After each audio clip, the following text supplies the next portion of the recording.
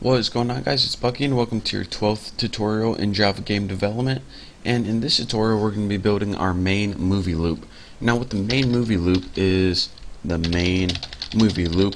the method that actually plays the movie. It goes from frame to frame.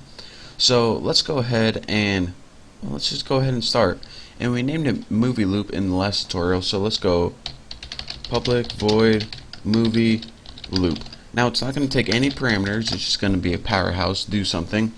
So we need a couple variables in here.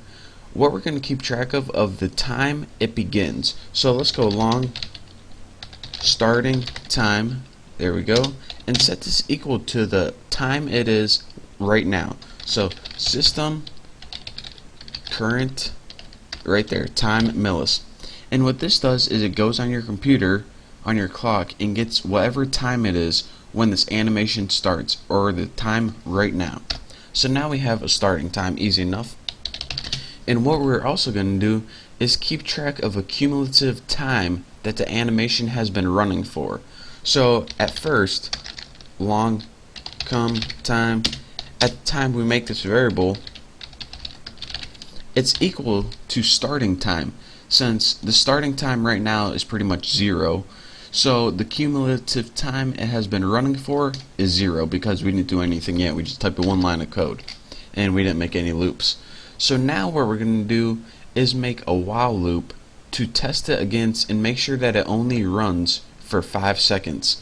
So let's go ahead and put while, and put while cumulative time minus starting time is less than 5,000 milliseconds, of course. What do we want to do? And you need to put that minus.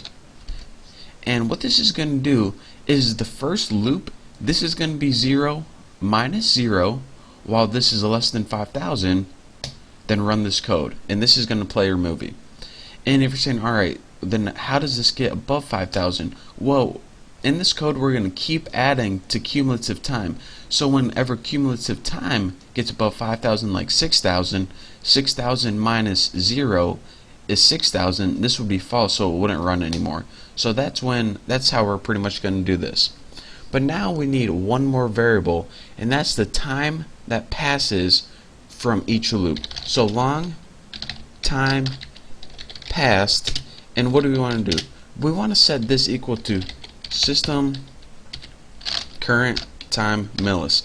And what this is going to do is keep track of the time it passes in one loop. And we're going to keep track of this by time passes equal the current time minus, well, I shouldn't have said that, cur time, just like that. That makes a little more sense. And let's see, oh, it's cumulative time right there. So now it gets the current time and minuses it from the cumulative time. So for example, if on the first example it took 12 milliseconds to do this loop, then it would be, remember, cumulative time is 0 right now, then the time that passed from when it hit this code the first time would be 12. Here's what I'm saying pretty much. Since these are both 0 to start out with, after you get done running this code for the first time and you finally get to this line, if 12 milliseconds have passed, it would be 12 milliseconds minus 0. So in the first loop, time passed would be equal to 12 milliseconds. So why do we need that time passed variable? Well, first of all, since we're keeping track of the cumulative time that passed, let's go cumulative time plus equal time passed. So cumulative time is pretty much just going to keep adding up and adding up all the time that passes during this loop. And eventually, once 5 seconds has passed, it's going to break out of the loop. So how cool is that? And also, what we need to do is go to our animation class, update, and put time passed right in there. And remember, in our animation class we made this update method, and it pretty much keeps track of how long the movie should be playing, and once it surpasses the length, or excuse me, the total time that it should be playing, then it quits. So, or excuse me, it restarts the animation. That's what it does. So let me go give you guys an example one more time. Alright, whenever you start, because I know this is probably the most confusing part of this entire animation, but once you get this, you'll be good. So time begins, say it starts at 0, where it's just beginning our animation. Cumulative time, we're set this equal to 0 as well. Now this is the loop that runs over and over again. These only run once. Cumulative time is only set to 0 one time.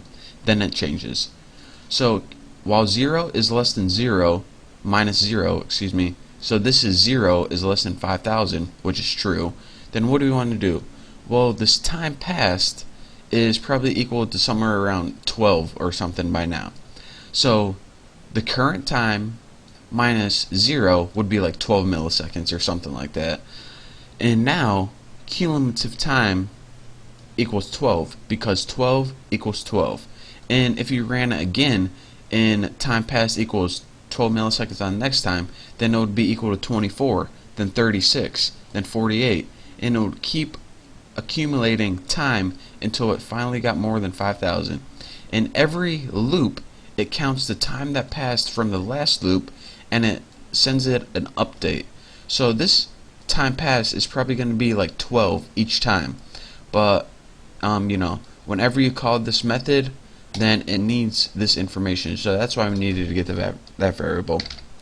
So now let's start drawing stuff on the screen. So graphics G equals screen dot get full screen window and get graphics. And we did this in our last tutorial, so you should know we're just making a graphics object.